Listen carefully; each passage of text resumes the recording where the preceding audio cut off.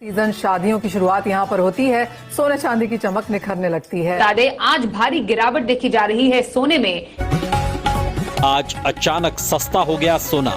भारत ही नहीं, दुनिया भर में सोने के दाम गिरे। सोने के दाम और कम होने वाले हैं।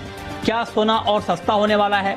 और अगर आप सोना खरीदना चाहते हैं तो क्या आपको सोना इस भाव पर खरीद लेना चाहिए या और दाम घटने का इंतजार करना चाहिए? सराफा बाजार में हाहाकार मचा हुआ है। ठीक वैसा ही हाहाकार जो कि 2020 के लॉकडाउन के बाद में लगा था। आखिर क्या वजह है जिससे बाजार में गोल्ड को इतना दबाव मिल रहा है, गोल्ड के प्राइस बढ़ रहे हैं?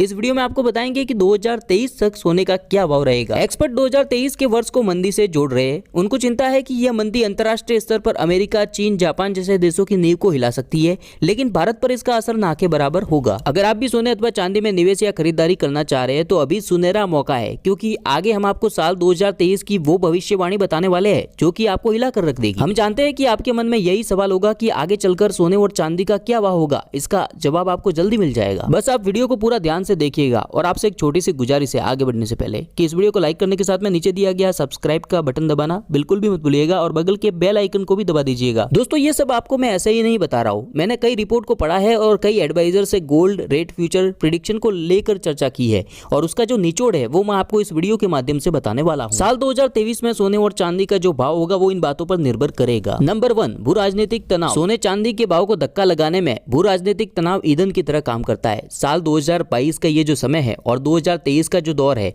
वो पूरा राजनीतिक तनाव का समय है। एक तरफ रूस है, एक तरफ यूक्रेन है, एक तरफ चीन है, तो सामने भारत है। आप समझ रहे हैं ना? इसको बोलते हैं भू राजनीतिक तनाव। जब दो या दो देशों के बीच में संबंध ठीक नहीं चल रहे तब वहां की सरकार कई पाबंदियां लगा देती है। जैसे इंडिया बोलेगा कि चीन के आइटम मैं नहीं खरीदूंगा और लूंगा तो भी उसके ऊपर बड़ा टैक्स ठोकूंगा। इससे होता यह है कि कंपनियों के सेल्स पर इसका असर पड़ता है। ऐसे में निवेशक शेयर में या इक्विटी मार्केट में अपना पैसा नहीं लगाते हैं। उनका झुकाव सेफ इन्वेस्टमेंट में बढ़ता है, जैसे कि प्रॉपर्टीज और सोना। तो ऐसे में सोने की मांग जो है वो बढ़ जाती है।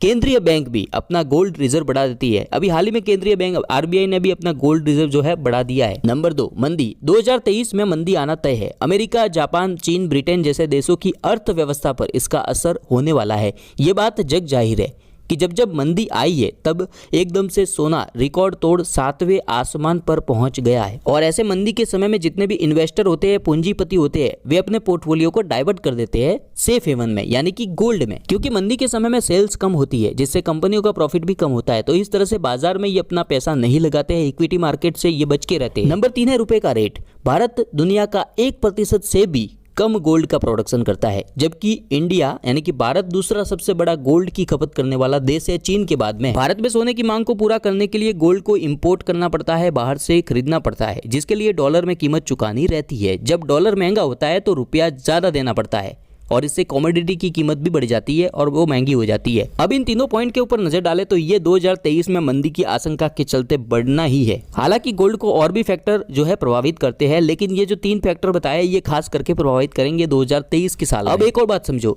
सोना जब कोरोना के बाद में पहली लहर हुई थी अगस्त 2020 में, तब सोना ऑल टाइम हाई पर था। उस वक्त सोने का जो भाव था वो 56,200 रुपये प्रति 10 ग्राम के आसपास चल रहा था।